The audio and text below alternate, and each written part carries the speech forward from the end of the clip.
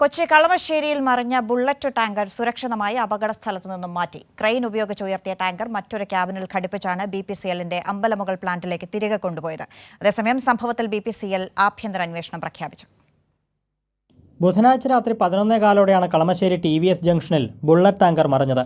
Ambalamugal BPCL പ്ലാന്റിൽ നിന്ന് propylene വാതകം നിറച്ച് ഗുജറാത്തിലേക്ക് പോകും വഴിയായിരുന്നു അപകടം. 20 ടണ്ണോളം ഭാരമുള്ള ടാങ്കർ TVS ജംഗ്ഷനിലെ മീഡിയനിൽ ഇടിച്ചതോടെ നിയന്ത്രണം നഷ്ടമായി മറിയുകയായിരുന്നുവെന്ന് ഡ്രൈവർ മുത്തു പറഞ്ഞു. വണ്ടി ഓടിക്കുമ്പോൾ വളയുമ്പോൾ വണ്ടി അതുപോലെ മാറ്റി ഇതാകും. അത് മാറ്റി ഫുള്ള് വളയുമ്പോൾ ரொம்ப പതുക്കെ വരണം. നമ്മൾ கொஞ்சம் ஒரு 20 കിലോമീറ്റർ സ്പീഡിൽ വന്ന് 20 കിലോമീറ്റർ സ്പീഡ് വന്ന് എപ്പം വരണതാ. நான் இப்போ இவர் തിരിച്ചു വിട്ടപ്പോൾ 4 സമയം പോയി. അതേപോലെ വന്നത് അത് റൈറ്റായിട്ട് വെച്ചാൽ അത് കൂടുതലായി. അതാ കുഴപ്പമാണ്. ദേശീയപാതയ്ക്ക് കുറുകെ ടാങ്കർ മറിഞ്ഞതോടെ ഇതുവഴിയുള്ള ഗതാഗതം തടസ്സപ്പെട്ടു. ഉടൻ സ്ഥലത്തെത്തിയ പോലീസും ഫയർഫോഴ്സും ചേർന്ന് വാതക ചോർച്ചയില്ലെന്ന് ഉറപ്പാക്കിയ ശേഷം ക്രെയിൻ വിളിച്ചു വരുത്തിയ ടാങ്കർ ഉയർത്തി റോഡരികിലേക്ക് മാറ്റി. 6 മണിക്കൂറോളം നീണ്ട ശ്രമത്തിനൊടുവിലാണ് ടാങ്കർ ഉയർത്തി മാറ്റിയത്.